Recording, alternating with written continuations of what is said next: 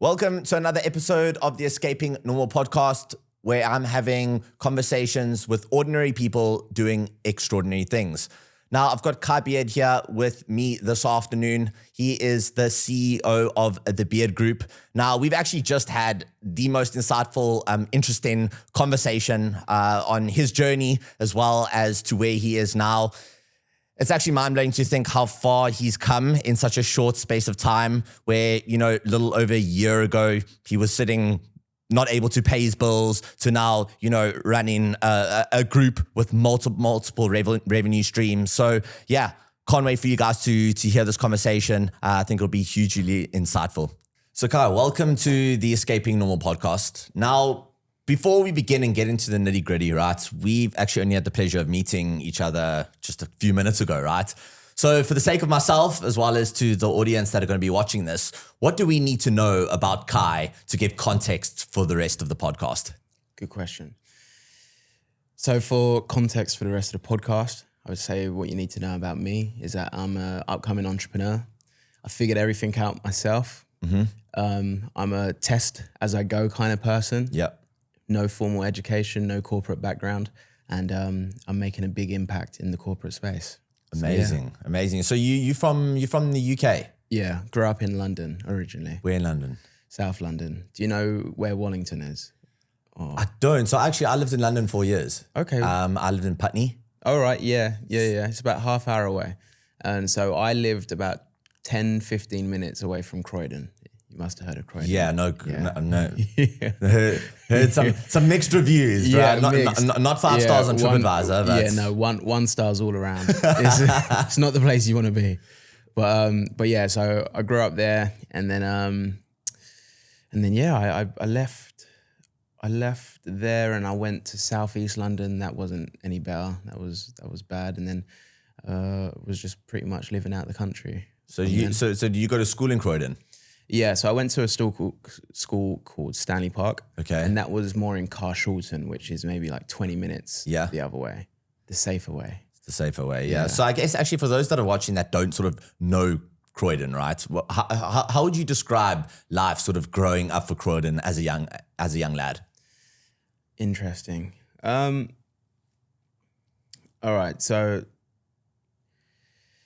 to give some stories.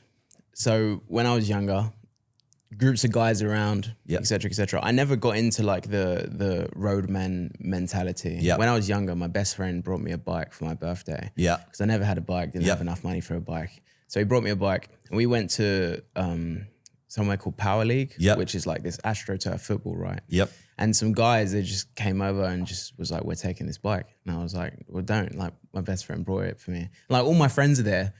And then like, they're just like, yeah, no, we're taking it. And then we're just like, oh, allow it, blah, blah. And I was like, well, what? You're going to fight me for it? Like, what are you going to do? Yeah. Like, it's very like, it's very, I don't know what word to describe it, but it's very competitive, And it's about like, kind of proving yourself, or who are you, or how many people have you got around you? Yeah. And so that was one experience. Another experience is like, I've been robbed and I've been chased through parks and like all kinds of stuff. But my experience definitely isn't as bad as what some others are. Yeah. Now, you definitely have to be very aware. You definitely have to be switched on. You definitely have to mind yourself as well. Don't travel in certain areas at certain times. Yeah. And so I definitely think that it makes you a lot more aware of what's going on around you and a lot more observant, because, people will just target you just because. And I think that's anywhere in the UK now. I don't think that's just in South London. Nah. Like I think that you could be anywhere and you could be a victim of being robbed or anything like that just because. So yeah. I don't know. I feel like that's been the problem with sort of the UK recently. It just seems to have just be going slightly sort of downhill, if that makes sense. Just 100%. The crime is sort of kind of out of control. Safety is just not there anymore. And I think that's why you find so many people are moving across to Dubai and internationally. Now, what sort of sparked that move for you to leave, and when exactly did you leave? Yeah. All right. So I left the UK, I can't remember which year. It was either 2021 or 2022. And I actually went to live in Ibiza. And I've lived in Ibiza for a while. I've lived in Cyprus for a while. Sick. Back in Ibiza. And then before I moved to Dubai, I was living in Sweden, in Stockholm for a year. And then that's when I made the jump to come and live to Dubai, which was only just end of May 2024. So what were you doing in Ibiza for that time? So I started out being a editor, and then I became a freelance videographer, having like a social media marketing agency. Okay. And so I was basically grafting my ass off, trying to survive as a freelance videographer, editor, social media guy in Ibiza. And so that's why I was living there. I didn't really party at all. I'm not really a partier, but I saw it as kind of like a chance because I had a lot of shit going on at the time. And I kind of saw it as like a last chance to like, you know, go and do something I've always dreamed of doing.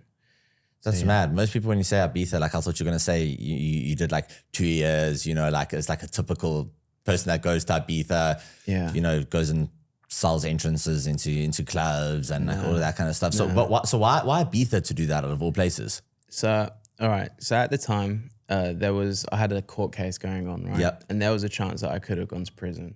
Okay. Because basically, the long story short is that I punched a paedophile in the face and the paedophile got hurt. And so I had a trial coming up later that year. And basically it was like 50-50 that I could have gone to prison or that I wouldn't have. It was for assault, like nothing like happened, so to speak. It was literally just a brawl outside a pub and I punched a guy in the face for, you know, trying to have sex with my mate's 15-year-old sister. There you go. And so that was coming up later the year. And I basically just broken up from a very, very like toxic relationship. Yeah. I had an opportunity to go to Ibiza. Yeah. And it was with my client called Axel Blake. And he recently won Britain's Got Talent. He hadn't won Britain's Got Talent when he invited me to go to Ibiza with him. I heard of that name. Yeah. And so he invited me to go to Ibiza for 3 days and it was just to film him while he's doing some comedy stuff, blah, blah, blah. And anyway, so I had this opportunity. I barely had to do anything there. Yeah. It was like the most chilled job ever, right? Yeah. But I was like, right, I literally had £300 in my pocket, Yeah. And I was like, fuck, I ain't going back to the UK. Like, I was like, this is my last chance. Like, what if I end up going to prison? Yeah. Like, what if I fucking like, I don't, you know? Yeah. You know what I mean? And I've always watched these videos online of like people traveling and making videos and doing their thing, right? Yeah. And I was just like, fuck it. So like for 15 hours a day, I was walking around, like going to businesses, going into places, like putting myself out there and nothing was coming. And I went to the hotel that I was staying in. I was like, oh, I can do your social media, you know, in exchange for stay. And they told me no. And I went and shot a video in secret anyway. Yeah. And then I went to the owner and I showed it to him. He's like, oh, I like that. That's really good. He was like, yeah, all right. You can stay for a bit. Okay. And then I got a little bit of stay there and then it was just figuring my way out. And like, I found this hostel for like €150 a week. It was so shit, man. It was so horrible. But, you know, for me, it was like amazing. It was like heaven. But I had so little money and I was just working my ass off all day. And I think I was there for like 6-7 months that time round. And like, just I like from the beginning going there as like no money, super broke to like going home and then being able to like rent my own like a room in London and like buy a few cameras and upgrade my stuff. Like that was like a good job done sort of thing. And that's when I would say like I really dived deep into like business and things like that. Like that's when I really took like the first big step into being who I wanted to be. So how long were you there in Ibiza for? Maybe like 6-7 months. And this was, when was this exactly? Before COVID? After. Just after COVID, Yeah. Okay, so then you went back, you went back to London. Yeah, I went back to London. I rented a room in like the area that I grew up in, Wellington. Yep. And then I basically went and I went back to training because I was an amateur boxer for 12 years. Got you. Got back into training. And then I was training for national championships. And I was like super depressed the whole time. I hated it. Like, and I was like so low on money the whole time. And I was paying like £800 a month for this shitty fucking room in this horrible place with these horrible people. Yeah. And I just hated it, but I was working so hard. Yeah. Like I was going into business, doing the same shit that I was doing, right? And I was also training, but I just remember feeling, and in Ibiza as well, I had so much anxiety and worry and stress because of money. I didn't know how things were gonna work out, but I just fucking worked my ass off, like just constantly. I didn't stop. And the same thing in London. I had no money.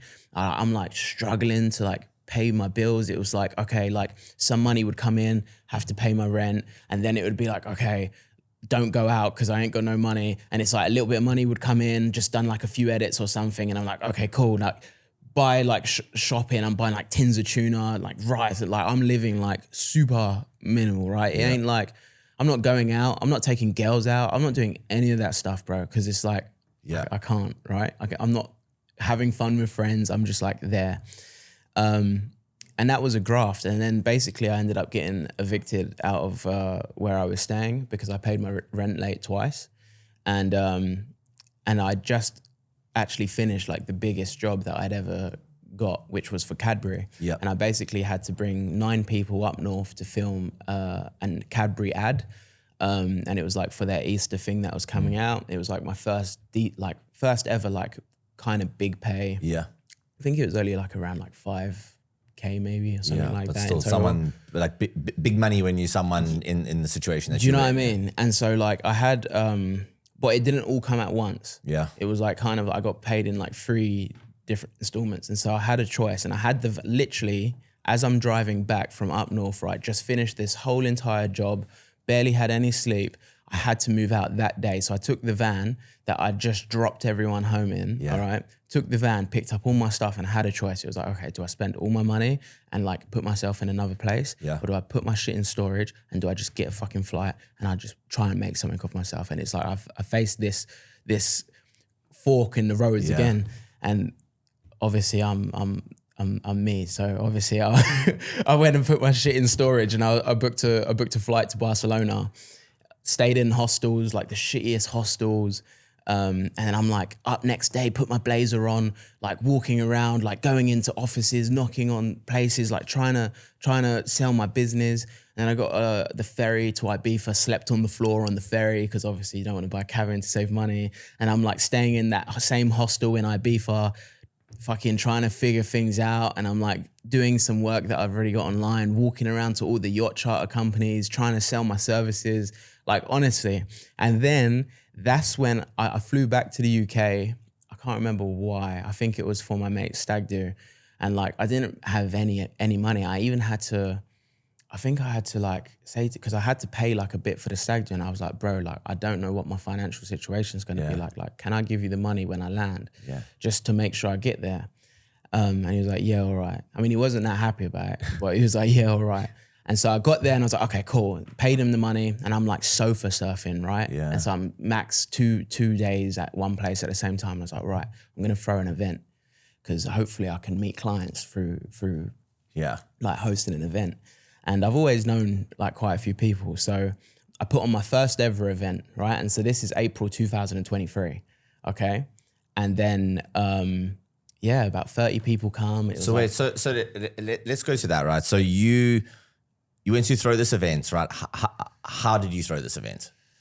Okay, so I knew a guy from when I was working for free at a production company that had a venue, and I basically just invited everyone that I knew, like business owners, contacts, leads that I picked up over time, and then just everyone that, like clients, just everything, everyone that I knew. Yeah. There was about 30 people that came down. And how did you get hold of them? Did you pick up the phone? Did you WhatsApp them? Yeah, and then I went on Google Maps and I was calling up businesses in the local area. I was like, oh, we got an event coming down. There's loads of business. Like I was just selling it, and I got like quite a few people coming down from doing that as well. And what were you what were you like selling them? Why what was in their interest to come? Just to meet other business owners? The leverage is that they're meeting other business owners, decision makers. That's the leverage. Yep. And so that's what I was leading with. And obviously I'd made it sound like I'd done it 1,000 times, but it was my first ever time. I didn't know what the hell I was doing. Got a little banner made. Yeah. I think I charged like £10 a ticket. Not much. And then that was that. Like I think I was staying at my nan's while I was doing that for like 4 days. Yeah. Like I was just so constantly on the go. Yeah. And then I got an opportunity to go to Cyprus. Okay. So wait, so how did that event go? Yeah, it was right. It was good. It was actually really good. Yeah. And I felt like good momentum. But it was just, that was it. It was just the event, did the event, and then cool. I got loads of footage from it that I never put out. But like, that was my first kind of, I tapped into a skill that I didn't know I had.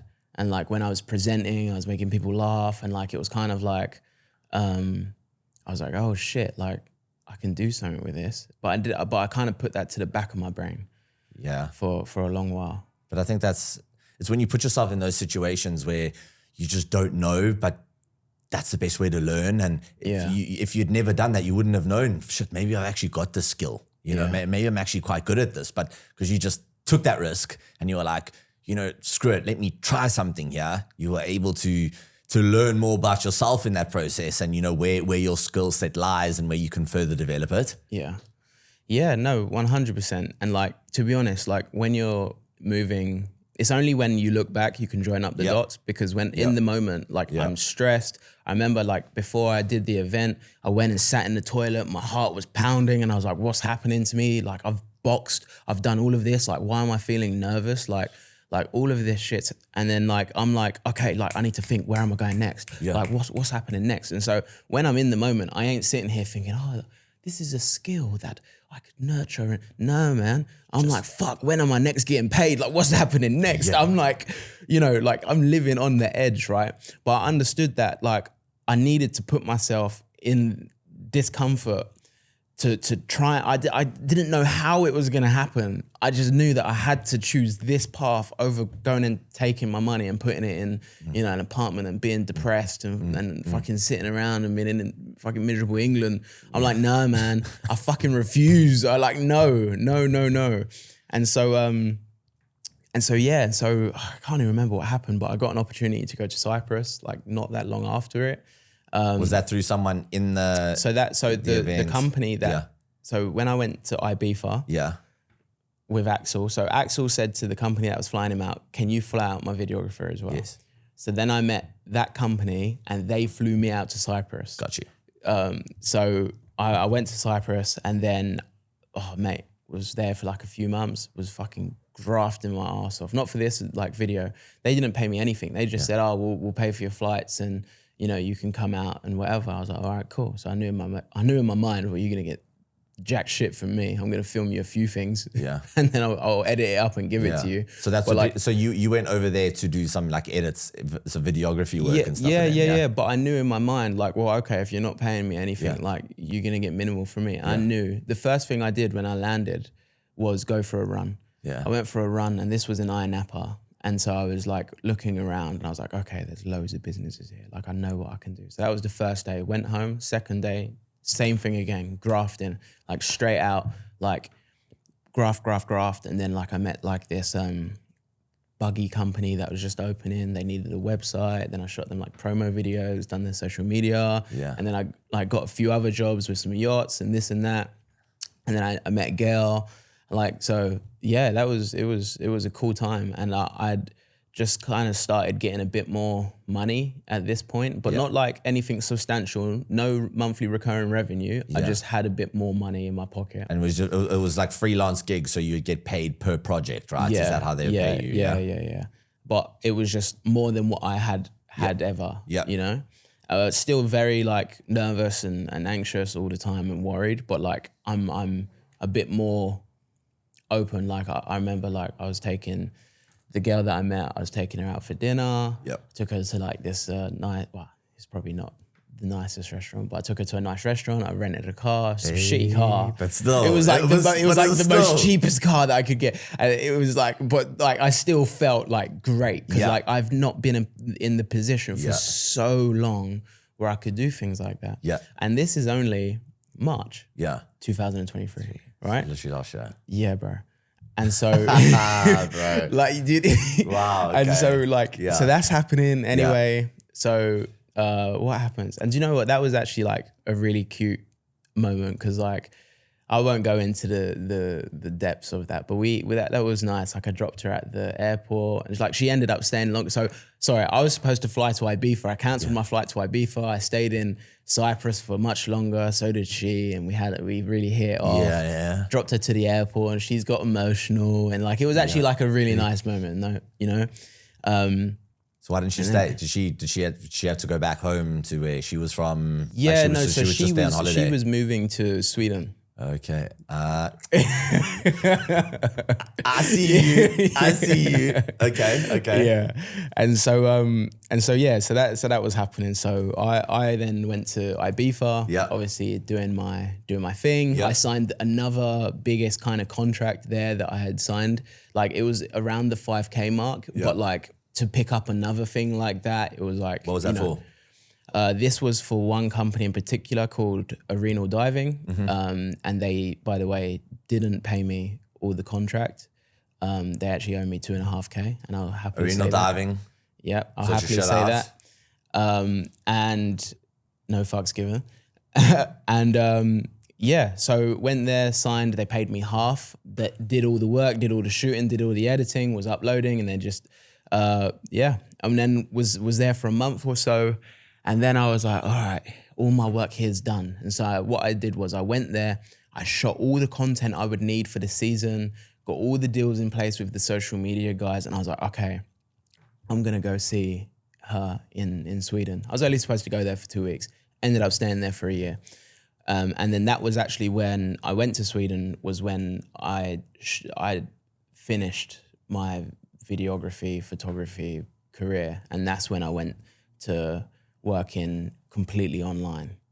And so it was when I got into Sweden that I was like, okay, cool. Was there for 2 weeks, and I was like, all right, maybe I'll stay a bit longer, and then a bit longer, and then is that when you stayed? Did you stay with the girl that you just met? Yeah. And I just ended up staying there, and so that was when I first made the jump to going fully, just working from a laptop. That in Ibiza was when I shot my last video. Okay. And so, and then basically like I was like super struggling. Like I was trying to make money. I was like picking up little jobs, like maybe running an ad or editing this trailer for a short film, and like picking up little jobs that I could, but I was super struggling, man. And then I met this guy earlier in the year, and he said that he did lead generation. And so I like reached out to him, and I was like, oh, like you can get me like leads and clients and stuff, right? And at the time I was also studying Alex Hormozi's thing, $100 million leads. Yeah. And I was like studying that. Yeah. And so I was like, all right, cool. So I paid this guy to do the lead gen for me, and he was shit. Yeah. Like shit. I was like, man. And by the way, I first started my LinkedIn account around like June 2023, right? Okay. And so never heard about LinkedIn, didn't use LinkedIn. I was just going door to door, face to face, right? I wish I found out about LinkedIn way sooner. Like, do you know how many clients I've signed from LinkedIn just from sitting on my laptop? It's ridiculous. Anyway, so I paid this guy to do the lead gen for me. He was so shit. And what was he lead genning for? Like, what were you offering your services? Like social media services, videography, photography. Kind of like marketing, social media kind of marketing abroad. Yeah. Okay. But it was all outsourced now. Because I had a lot of other jobs going on as well. Yeah. But like I would send other people to go and do it. So like I had stuff going on in the background. And so I paid him to do that, and he was really bad, and he kept on like he just weren't doing the work that he said he would do. And then he was one of these guys that was like, oh, my mental health and this and that, and like I would message him like something kind of straightforward, like instead of saying, hey, how are you, I'd just be like, oh, like, hey, can you do this? Or like, do you know what I mean? Yeah. And he was like, oh, well, you just, the way that you're speaking to me is very abrupt. And I was like, oh, I've dealt with people like you before. Yeah. The only way to deal with people like you is to not deal with you. And I was like, you need to fuck off, mate. See you later. Yeah. Like, I'm not, like, that's it. Like, I will only give someone so many chances before it's like, whatever. Yeah. But we had a conversation before that conversation where I told him to fuck off. Yeah. And basically he explained to me how he'd done the lead gen. Yeah. And I basically sat there and I was like, I could do this. I'm good at speaking to people. Yeah. Like, and so I was like, okay, cool. So I downloaded all the software and I set it all up. And then I figured it out in like 3 hours, right? Yeah. It didn't take too long, watch some stuff on YouTube and whatever. And what specific sort of lead gen were you doing? Was it like through like Meta Business Suite, or was it like LinkedIn? Just purely just LinkedIn, Yeah. Just LinkedIn. And then yeah, figured it out in 3 hours, and then literally signed my first client. I think it was like that day or the next. Yeah. And then I made back like 5 times my money back in 2 weeks. And then that was it.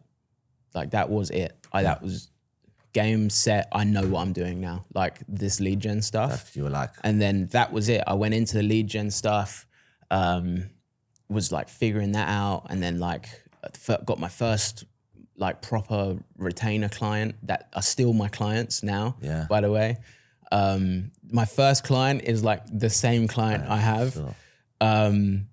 and so yeah, this was around. So this is gonna be around like September-ish time, October. It's like a year ago. Yeah. Okay. And then then I went to my first event in November. Yeah. In Sweden, and I sat there and I was like, oh, this is good. I can do this. Yeah. And then I started going to events, and then I started using my lead gen to basically gather people for my events. And then I have hosted my first event. People really loved it. And then I hosted another one in Sweden. And then people started coming. And I started meeting clients at my events. And then literally I got like a little bit of money together. My first bit of money that I'd proper had. I found out about Pete because I was trying to, do you know Pete? Yeah. So Pete's my mentor. Yeah. And I was actually trying to sell Pete a 250K deal. I basically made this like whole like level up plan where I had a theory that I could make any kind of like entrepreneur like successful on the internet if you have the money to do it. Yeah. Right? Yeah. And I was basically trying to sell him this like 10K a month thing. Yeah. And like in doing so, I deep dived into all of the stuff that he's doing. And then I was actually like, oh, he's actually like really good, you know? And then somehow he's like swindled it, Uno reversed, and then I'm his client. And so I'm paying him to mentor me, right? And literally the first bit of money I got, put it into that. I didn't go and do anything flashy. No, I'm not into all of that stuff. I'm on a mission, right? Yeah. And then, yeah, literally, bro. So this was December. Got my shit straight, scaled like mad. It got the most money in my bank account I'd ever had, earning the most monthly recurring revenue I've ever had, and then set the goal. Like October time, I was like, I want to move to Dubai. January, I really was like, okay, I'm moving to Dubai. And then end of May, I've moved to Dubai. And then here we are. Mad. Yeah. Do you ever look back and you think, holy shit, like how has all this happened so quickly? Yeah. Like it's when I speak about it that I'm like, that's fucking like crazy. Like, but then at the same time, it's like that there might like the going into like the spiritual kind of stuff, right? This thing about like manifestation, right? Like I'm from so young, I've been trying to do my own thing. Yeah. Like from so young, I started my first business when I was 18, right? And so like I've been trying to do stuff. I've been so poor for so long that it just feels like I've been failing. But then what actually happened is the stars aligned and shit just, that's it. It's like everything that just was happening in the background, just the stars aligned and there you go. Boom, boom, boom, boom, boom, signed all these clients and you're like, fuck. Like you're in a completely different place to where you've been. But it's like I've been grafting for almost 10 years. And then it's only in this last year that stuff's actually started to happen. And then it's like, oh shit. Like it's like it all, I see how it's all kind of lined up, but it does feel like it has happened ridiculously just out of nowhere and quick. But you see, I think that's the thing. You know, a lot of people would be hearing the story before you mentioned that and thought, oh shit, man, this guy just got lucky. You know, he managed to do it in a year. But what you didn't realize, you've been doing it for 10 years. You've been grafting. It's actually taken you 10 years to get to the point to where you are, right? Yeah. You know? And I think that is the biggest misconception with entrepreneurship. You know, of course, there's so much luck involved in the process. You know, you meet the right people, you had the right conversations, but you worked hard enough that there was a quote I actually just posted on my story and it said that like almost like the harder you work, the luckier you get. When you work hard, it puts you in a place where luck can find you. Yeah.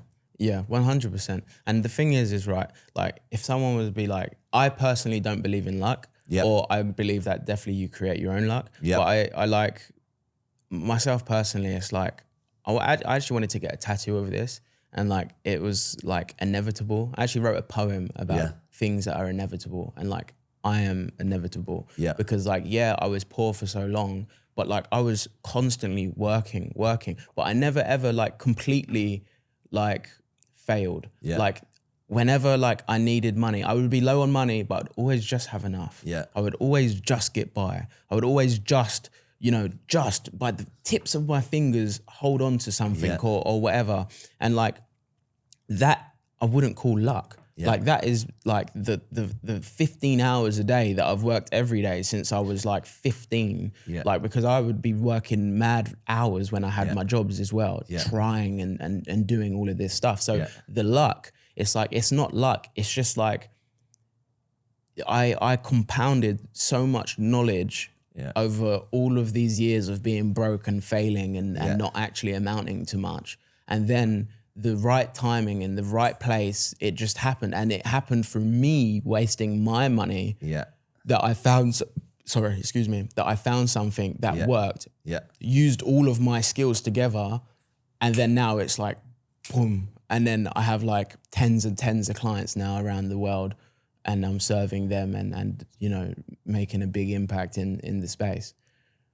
So how would you, to another entrepreneur that was literally in your position a few years ago, right? Going through the same financial stresses, because we all know financial stress is probably one of the worst stresses, right? Yeah. You know, if you're not financially secure, it just creates problems in every other aspect of your life, right? Now, what advice could you give to someone that was in your position then, which got you through it? Just don't give up. I know it sounds so cliche and like, I mean, maybe I could have said something a bit more like motivational on you know, for the Instagram reel, but like, look, my friend, so I asked my best friend to describe me in 3 words. I can't remember what the other 2 words were, but one of the things that he said was relentless. And like, I am a relentless person. Like what people don't see, like now on my Instagram, maybe I'll post some stuff and this and that and blah, blah, blah. People reply to my stories like, oh, you're living, bro. Yeah. But what you don't see is how relentless I am. I will sit up all night and work. I will make sure things are getting done. I'm not someone that leaves something like undone. Like I will sit up and work on it and work on it. If it needs fixing, I will do it. If I'm supposed to be going out to dinner with, like, I make so many sacrifices that people don't see. Like I don't go out for dinner. I don't go out and party. I don't go and buy expensive clothes. I don't do all of that stuff because I'm like, just everything's about the goal. And so to go back to the advice thing, the reason why I was able to always just make it by is because I never gave up.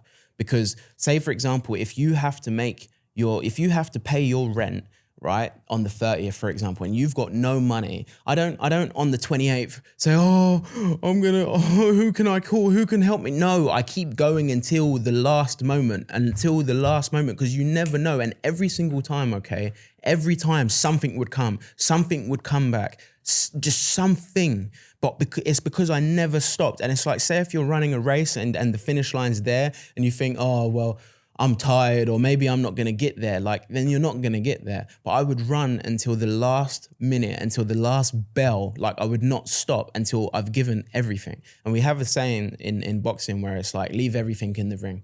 And like that is like the mindset that I approach to life, because it's not over until it's over. Does that make sense?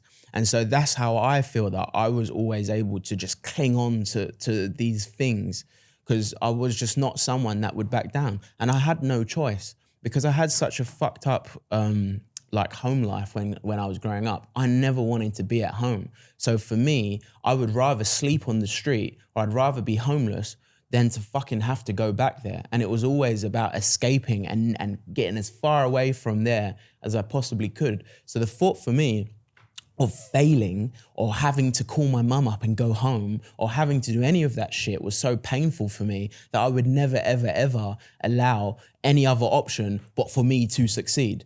And that was that. There's no other options. That's gonna be what it is, and I'm gonna make it that. I think that's definitely the attitude that you have to have, right? And you've got no choice, right?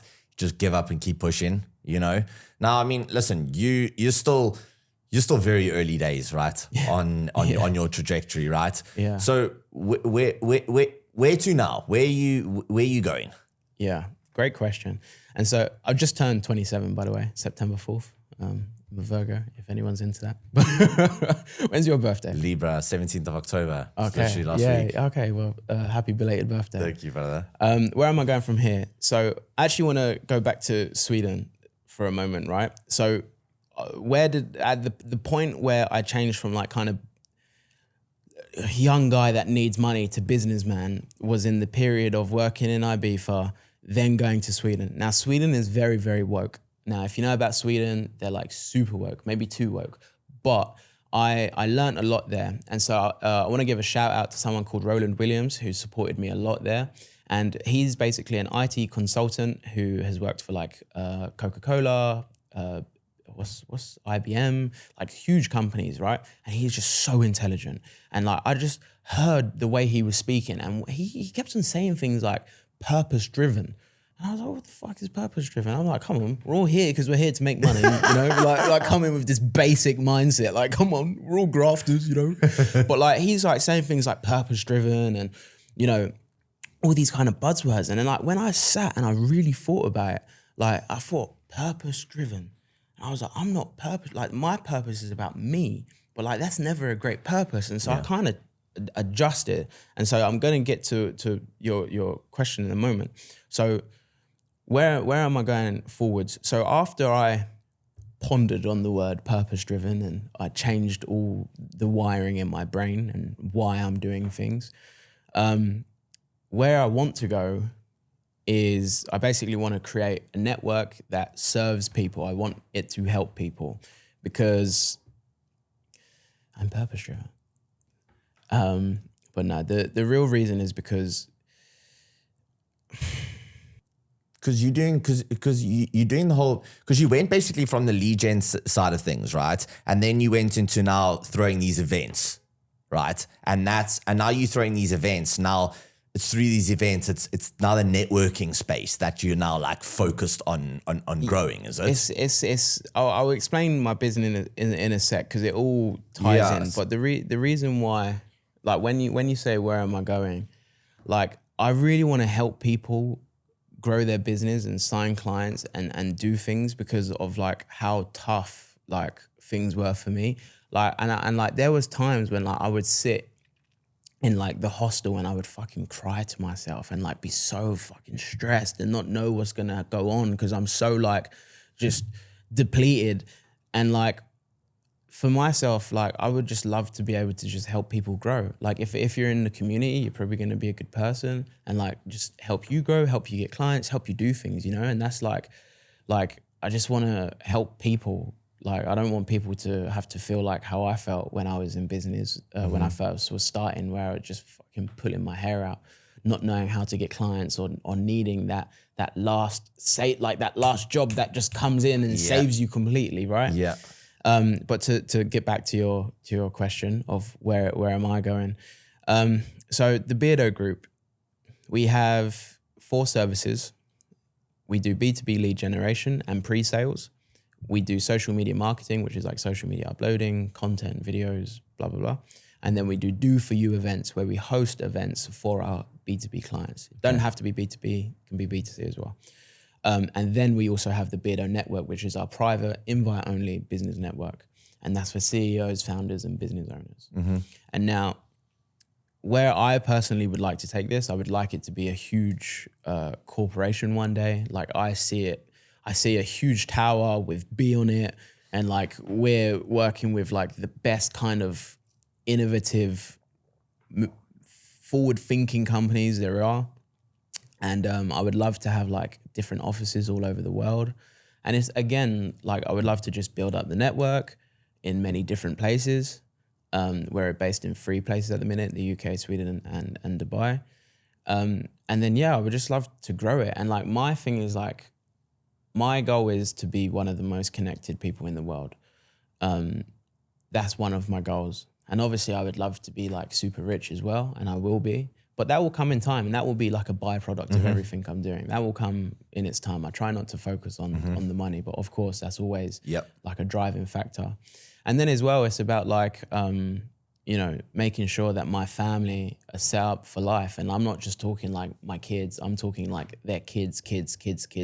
Yeah. Like, and I really want to like make sure that all the fucked up shit that's happened in my family, like that's the line.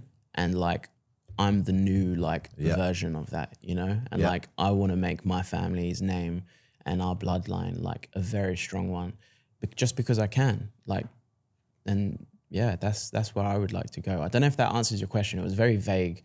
100%. Yeah. So now with Beard Group, okay, you said you've got this community, right? Tell me more about that, because I'm an aspiring entrepreneur. You know, I run a couple of businesses.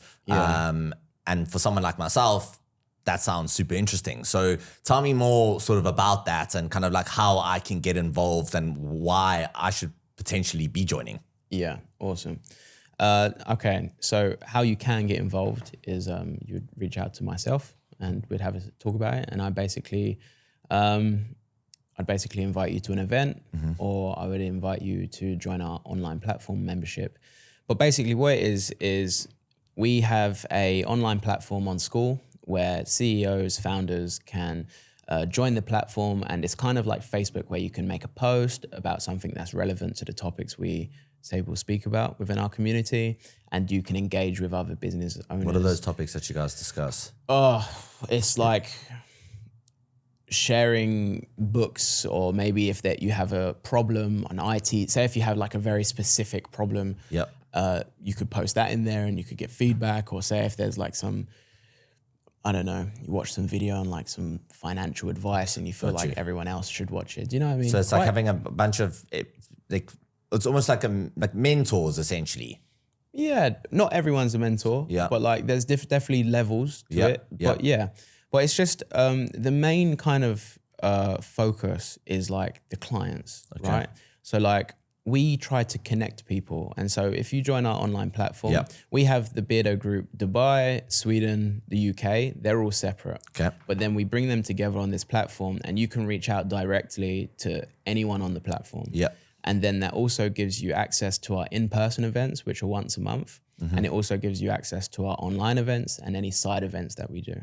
So say, for example, a side event could be like a coffee meetup, or like say businesses, they hire me to host events for them and run events for them, produce it and stuff. And so you get an invite to that for free.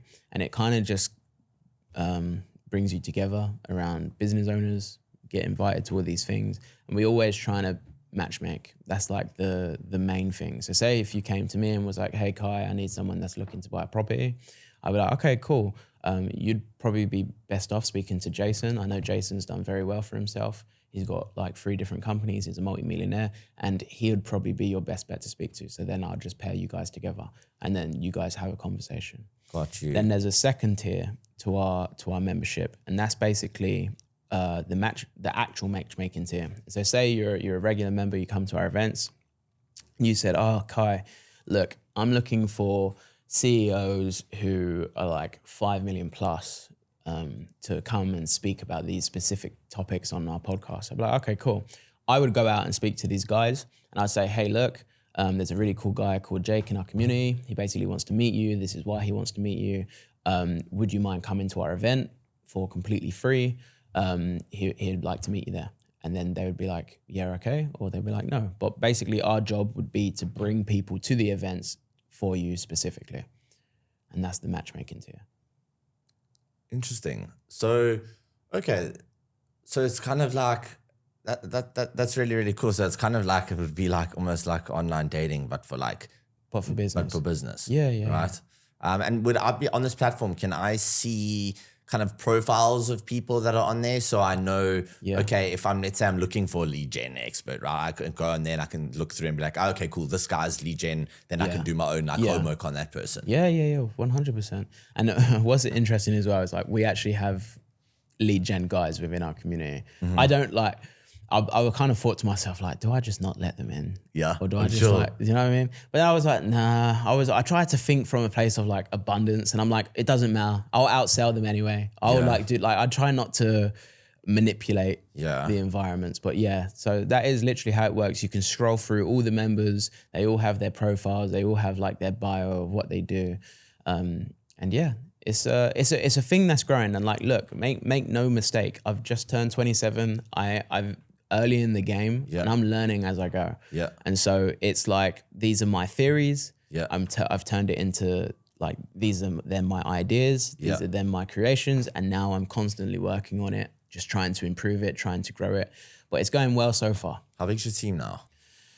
We only have like 4 people. Like, but everything's online. And like, if we have social media stuff that we need to do, say if we get an advert through, a promo video or stuff like that, we'll work with different freelancers or contractors. So yeah. But now, in terms of like with the freelancers and stuff, where do you find, maybe you could give advice also to the other entrepreneurs, because it's, in the world we live in today, like creating content is like everything, right? But yet it's the biggest ball ache, right? Yeah. Especially for someone that's, let's say, not super inclined when it comes super creative, and also doesn't have like the equipment and stuff like that. Where do you think would be best for me to go to be able to kind of find good outsourcing like capabilities for like videography work, video editing? Yeah. Would it come through to you, or if you needed videography, photography, editing, anything media related, like you could 100% come to us. Like, we will help you with it. But say if you wanted to find guys by yourself, I don't know how it works, you know. I generally just happen to know people. Yeah. Like, so when I came to Dubai, I ended up doing some shoot with my mate, ended up meeting a videographer, now I'm working with him, and then like whatever. But like, say if you're like completely new and you wanna find people, go on to Facebook, go on to groups like video groups and this and that. You could also type in like videographer Dubai in the search thing. Like, there's loads of ways that you could find it. I wouldn't even, you don't have to Google it. Like, if you start Googling stuff, you're probably going to get in touch with some big production company that has a lot of money on their SEO, and they're going to charge you like huge amounts of money. Another thing as well with videographers, they're going to hate me for saying this, is you can lowball these guys, because here's the thing, right? I don't pay expensive for videographers because I know they need the money. Like, I've been a videographer. So I'm not like, when they're telling me like, oh yeah, it's going to cost you £800 for a day, I'm like, yeah, all right, mate, £150. And like, so I know I probably shouldn't be saying this, but it's like, look, I was once in your position. I know that, you know, you only have limited amounts of jobs booked up. And this is what my budget is, because I know that you're not going to say no to earning a couple £100 just for the day. That's just how it is. 100%. And I feel like, especially here in Dubai as well, it's a bit of a saturated industry, the like videography, video editing, because I know they're really good with that kind of stuff, like in India, and there's like a big, like obviously Indian community here. And it's interesting though, because like I've actually picked up quite a few projects. And so like, even though it's super saturated, I've only been here for like 4.5 months. Like, I've picked up projects already. So it's like, and then obviously I'm outsourcing. But like, it's outsourcing, but I still have to create the whole idea, the brief shoot. I have to sit there, imagine how the video is going to look, exactly what shot's going to be there. And then I just get someone and I say, go and follow that. So it's like, it's, you know, they're doing the job, but I am you're the brain doing behind. the thing. You're doing the thinking, they're just going and actioning the parts. So now you said you've been here sort of 4 months, right? What are your thoughts on Dubai as a whole, as a place? It's everything that I thought it would be. It's your first time coming here? Yeah. Wow, okay. So first time. Really? You just like boom, boom, boom. You love a first time, just freaking throw yourself in there. 100%. Maybe I'm a bit stupid, but I'm very ballsy, that's for sure. But what do I think about Dubai? Look, Dubai is an amazing place. Definitely have to have your finances straight, like, before coming here. If you want to move to Dubai, like it's not one of those places that you can come here on a whim and like feel like you're gonna like you know, do something. Nah, like, so I set up my business here. That's how I got my visa, and then like, so everything's proper setup. Now that cost me a lot of money. Yeah. Like, and I have two visas on my thing, so I had to pay like more, right? Yeah.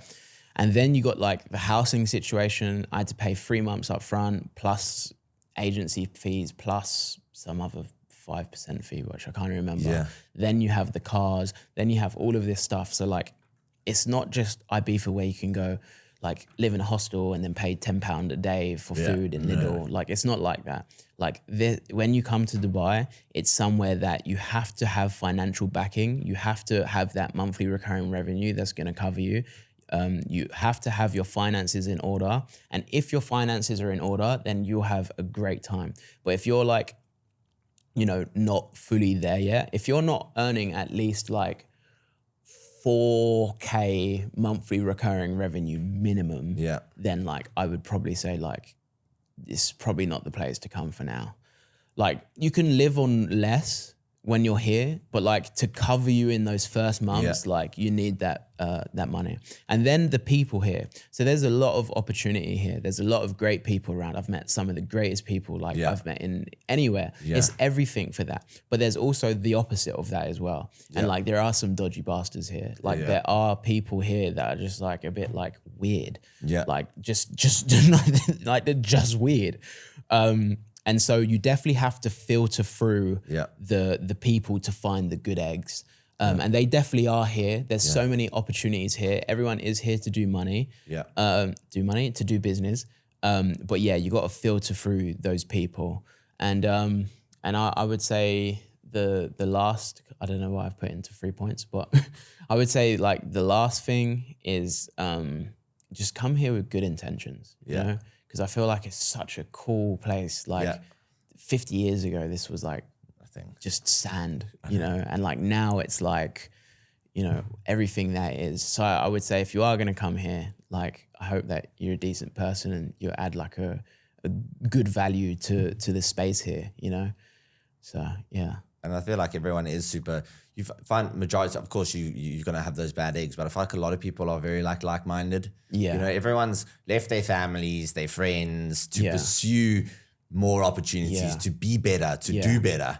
So I feel like it really is quite a nice little melting pot of driven, ambitious, you know, people. And like you said, though, as long as you've got a financial runway to kind of see you through that initial stages, then I can't see another city in the world where you would want to be, especially if you're an entrepreneur. Yeah, 100%. I agree with you so much. Like, it's so spot on what you just said. Like, this place is just, it excites me. And this is why I wanted to move to Dubai. So as much, the UK is the UK. It's violent. It's not a good place. All this woke feminism, all this shit that's going on in the West in general can just fuck off.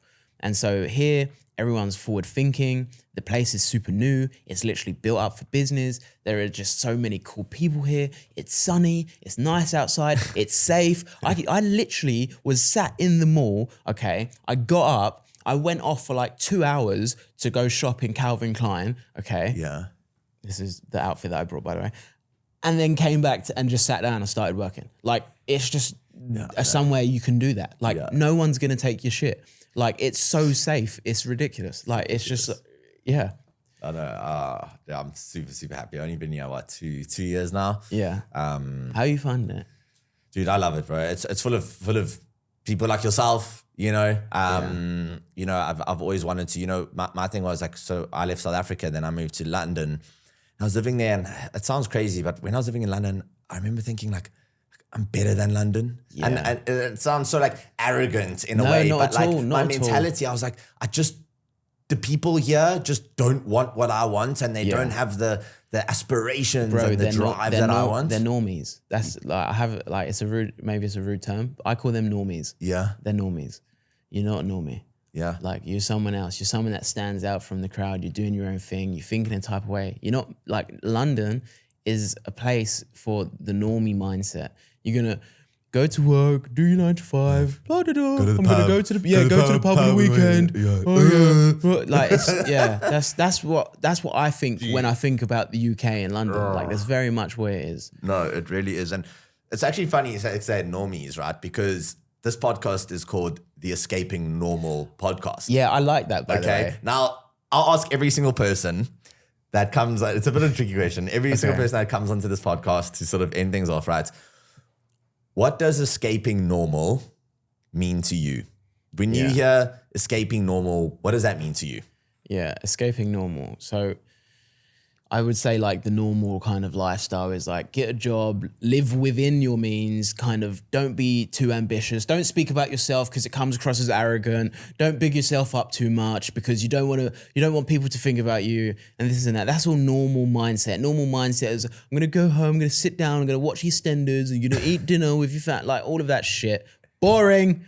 No, that's normal mindset. All of that normal shit is just like this brokey mindset, this normal mindset, all of this stuff. I don't want to be around it. It's so toxic. And these same people, they just sit there and they discuss things, like they'll have like an hour conversation about something so relevant that happened on TV and this and that. I'm just like, oh my God. You know, when I go back home and I sit around my family, I love them so much, right? I love people. I love my friends from back home, but like fucking hell. I'm like, Jesus Christ, someone shoot me in the head. I'm like, oh my God, like I can't be in this conversation any longer. Like my head is literally about to pop. Like, and like they just took the way they're talking about things. I'm like, oh my God. But yeah, so that's what I think that. Okay, so you get the fuck out of fucking normal, get your shit together, and you know, it's just take a risk, and that's why I did it for myself. Is like escaping normal is actually my personal development journey. It was when, you know, I was working as a real estate broker in London, and like I said, I just had hit that point in my life where I was just like, I didn't come this far to come this far, you know, and I'm just like, you know, I'm comfortable. I love that so much. I didn't come this far to come this far. You know, I was listening. I climbed a mountain yesterday with my dog, and I literally was listening to a motivational podcast, a motivational speech, and it said in that you didn't come this far to only come this far. And I love that you just said that. Hey, let me tell you, I'm Mr. fucking motivational. Like I read a lot. Yeah. Like I love all of that stuff. Anything to kind of propel me forward and like drive me, you know, to assist me with that ambitious thinking, you know, and sorry to cut you off. So you was a broker in London, and you said you didn't come this far to come this far. And then where's the gap, like to there to here? Like what happened in between that? So what happened is I was just like, okay, fuck it. I've got like 4 months worth of savings, and I just Googled. I was like, okay, well, I'm pretty good at this real estate thing. I was like a top black broker in London, and I was like, okay, sweet. Googled real estate and Dubai popped up. Never been here, didn't know a single person here. And apparently the real estate market was booming. So I thought, okay, fuck it. What have I got to lose? So literally 3 months later, packed all my shit, moved here into a commission-only job role with only 4 months worth of savings. And that's exactly what you said. Like, I just made it work, bro. Like I was eating Cocoa Pops for dinner, bro. You know, my treat was McDonald's on a Friday. You know, it's really funny. I had Cocoa Pops for dinner yesterday. Hey, bro, there's still nothing wrong with the Cocoa Pops for dinner. You know what I'm saying, bro? But yeah. You know, but it's just got to be that relentless attitude. Yeah, and I love that. I was going to make it work. And you've been here 2 years now. I've been here 2 years. You got your own. I got my own brokerage, bro. Dude, we're gonna run out of time now, but I'll tell you all about that because also a crazy story. But it's being relentless, and you know what you said, never give up, and that's something I'm such an advocate for. And there's times when you lying in bed and you're just like, oh, I actually don't want to get up, but you just got to push forward and have that mindset of escaping normal. I'm going to take risks. One of my values in life, I've got like 5 values, and one of them is risks. And I'm a huge believer. Fucking throw yourself in the deep end. Learn to swim. Yes. I'm all here for that. There's no better way to. You can sit there and you can read a textbook all day, but unfortunately, unless you're doing the actual thing, you know. The proof is in the pudding. Proof is in the pudding. So, Kai, listen, buddy, it was so awesome having you amazing, bro. On the podcast, buddy. So nice to connect with you, dude. Thank you. Look forward to seeing what you do. Look forward to attending one of your events. It's right up my alley. And I've definitely got a few mates which would also be very, very keen. So very excited, buddy. No, wicked. Thank you for having me on. Amazing. Awesome.